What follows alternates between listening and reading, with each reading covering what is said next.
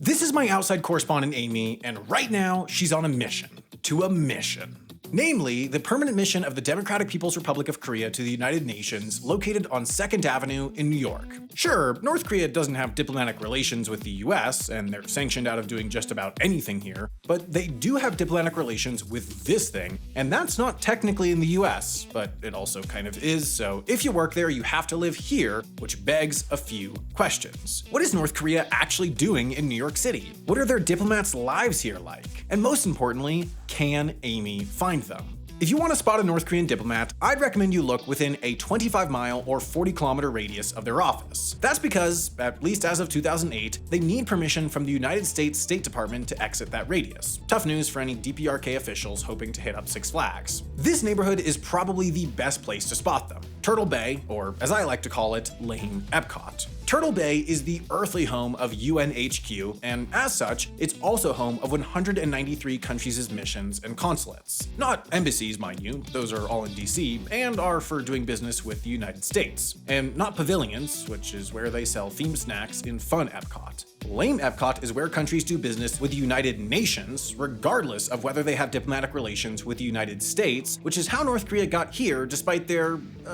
tense relationship with the host country. Their office is just west of the East River and just east of the Westin, in a building featuring a big hallmark, as well as the offices of other small nations like Barbados, Nepal, the Basque Country, Madagascar, and Spine and Sports Medicine of New York. It's a stark contrast to larger countries' splashier UN presences, like Turkey's Very Pretty mission or the US's chic, wavy one. By the way, the architecture isn't the biggest flex here, it's the location, directly across from the door diplomats use to get into UN headquarters. Convenience is the ultimate luxury, and this place is the ultimate convenience, unless, like Amy, you happen to be wandering around the UN at the same time as Joe Biden and end up waiting for the presidential motorcade, which you didn't realize was preceded by a bunch of cops riding bikes, some of whom, it seems, are still getting the hang of it. All this to say that for many countries, the United Nations and its surrounding neighborhood is a place to see and be seen, to show off your wealth or influence on the most worldly possible stage. You see that all over Lame Epcot, and you see it in the art countries donate to display inside headquarters. Some of them just flaunt wealth, like this golden tree from Bahrain. Some send a message about peace, like this Big Bird guy from Macedonia.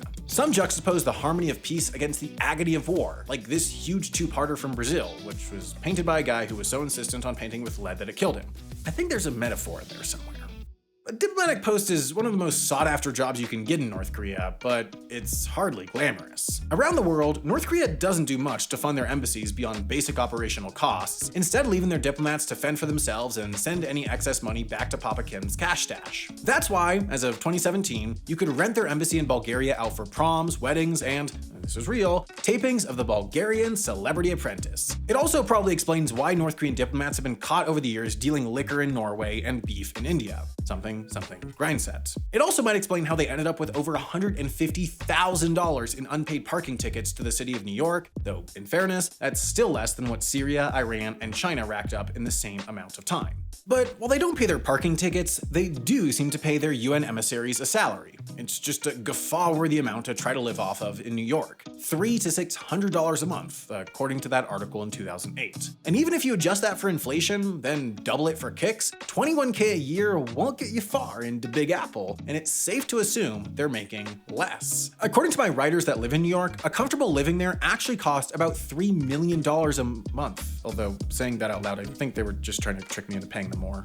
The North Korean diplomats in New York, by all accounts, live together in an apartment halfway across the river from the UN on Roosevelt Island, where the cheapest studio I could find while researching this video costs $2,600 a month, and sanctions against North Korea make it very illegal for their diplomats to pad their incomes with a couple shifts at the Hallmark. They also aren't allowed to sell statues or buy a helicopter, at least in their capacity as representatives of the state. If any of you happen to be international law savvy and know whether a hypothetical North Korean diplomat is free to sell little statues at craft fairs in Brooklyn, please leave a comment. I asked my own lawyers to weigh in and they just laughed at me. And look, I'd watch a sitcom about a bunch of North Korean diplomats pooling their resources to make it in New York City as eagerly as the next guy, but it sounds like a rough deal for the very people who live that life every day. And for what reason? Besides gossiping in their bunk beds, what are these diplomats doing all day? Well, the main purpose of North Korea's mission to the UN is to have a platform to respond to all the mean stuff other countries, especially the US, say about them and their leader and their human rights record. All the media infrastructure at the UN, which Amy was saddened to learn is for real reporters only, gives them a rare and normal platform to get their message out about anything from their beef with Trump to their thoughts on UN investigations. But historically, the North Korean mission has also fulfilled a second, slyer role.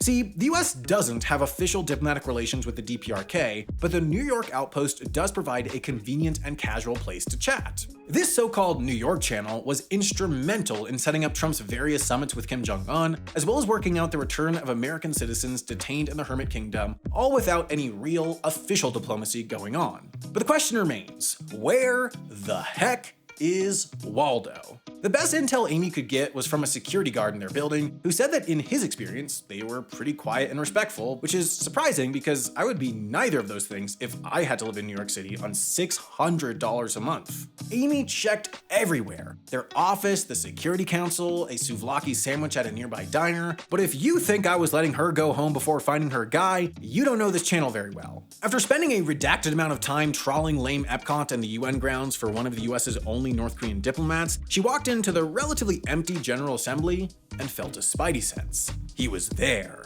She squinted at the little country names and cross-referenced the seating chart, and by gum, there he was in 3 dimensions with his little papers. I don't think I can adequately capture how exciting this was. None of us thought Amy would find one of these people, least of all Amy. But there he was. Filming the back of his head from the balcony made her feel like a creep though, so she left before he spoke and hit the UN gift shop where, fun fact, you can buy a North Korean flag. But obviously no statues. But why waste your money on that when you could spend it in a really cool, smart way like, I don't know, on this video's sponsor, Factor. Factor delivers fresh, never frozen, dietitian-approved meals right to your doorstep, and they're ready in less than an HI video's worth of time.